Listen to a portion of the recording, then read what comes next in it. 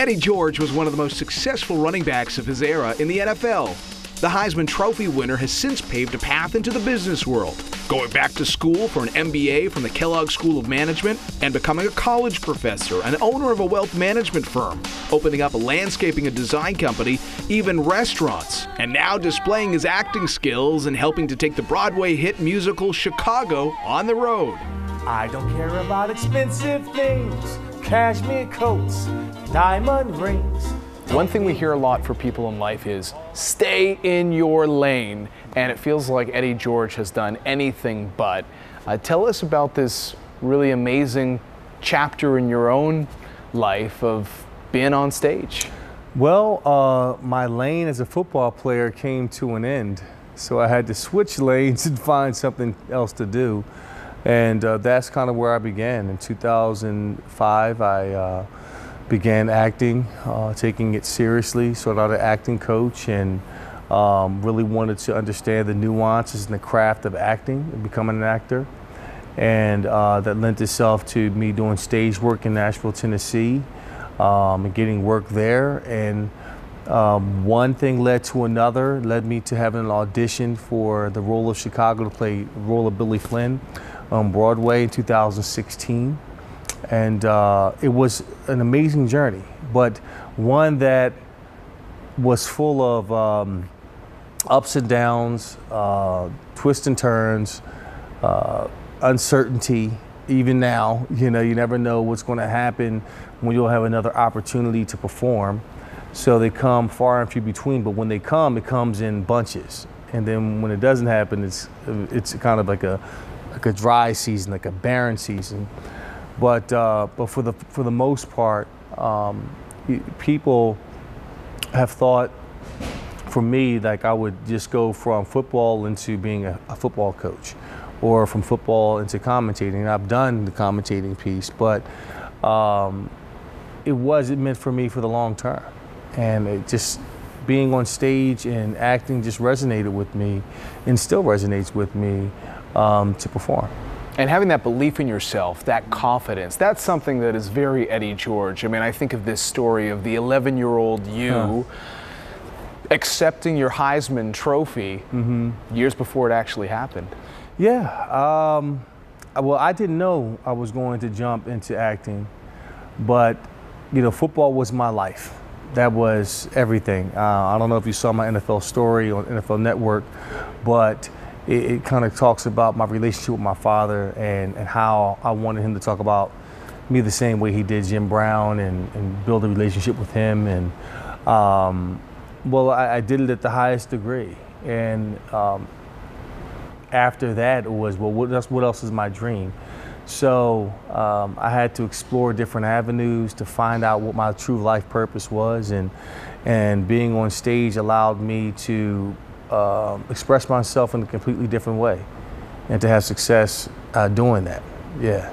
You use that word success. With success come the opportunities to have conversations around money, hopefully smart conversations around money. But tell us about your own experience. You signed your first contract as a player, and people come out of the woodworks and they've got opportunities for you. I remember one story about one financial advisor. You had to make an early decision. Am I going to trust this person with my money? No. And that business is all based off of trust, who you trust. And sometimes the people closest to you, you can't trust. They don't have your best interest at heart. The best way I can describe the sports world is it's like a 3-card Monte hustle, where you have the dealer, you have the side man, you have the people in the crowd that are in on the same thing to try to get the mark to put their money down. So the money that's being thrown out there is all being generated. They're just trying to get the mark to put his money down and build it up and so forth. So I say all that to say that in the world of sports, when you are an NFL athlete, NBA player, hockey player, it doesn't matter. You have the bullseye on your back in terms of people trying to get your time, your money, and your energy. And it happens across the board, whether it's your girlfriend wants your time in a meaningful way, or there are people that want your money to fund their business ideas and try to get you to buy into their dreams and so forth. So you learn that early on in your career of people coming out of the woodwork and trying to leverage you to get what they want. So you have to come in with a sense of power, a sense of knowing this is how the game is played, both on and certainly off the field. Here's what people want from you. Here's what they're going to do to try to get what they want. So you have to be conscious of that and manage your time, your money wisely, because ultimately you're the one that has to go out there on the football field or the basketball court to generate everything that's going to happen for your life and to have the type of career that you envision having. So you've been so open and honest about that crossroads you faced as your playing days came to the end. And now we look at everything you've accomplished, building a landscape architecture business, going to school, going to Northwestern, getting the MBA, starting a wealth management business, getting into other businesses as well, like restaurants, along with the success you've had on stage.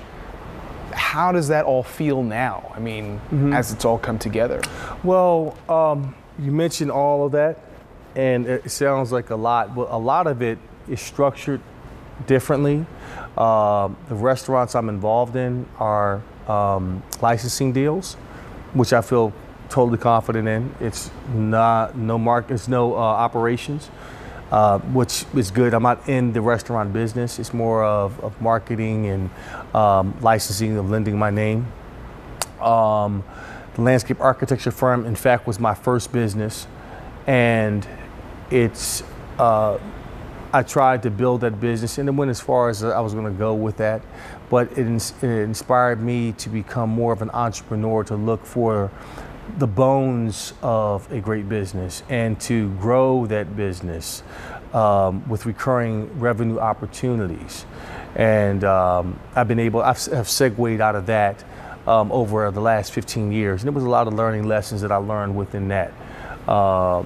So when I talk to people and I let them know what I do, in a broad stroke view, I operate with 3 E's, and that's entertainment, entrepreneurship, and education. And under the entertainment umbrella, it could be performing on Broadway or performing on Ballers or television. It could be commentating one day. It could be hosting.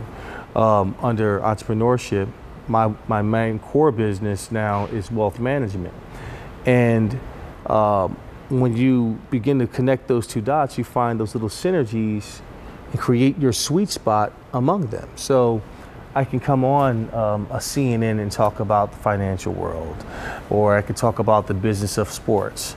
I can talk the business and education, and so forth, because it all is just kind of where my sweet spot lies. So it's taken time to get there. It was a trial and error. But I don't want anything that I do to go unwasted. It's all one experience that leads to one another, and it's a very unique platform that I speak from now.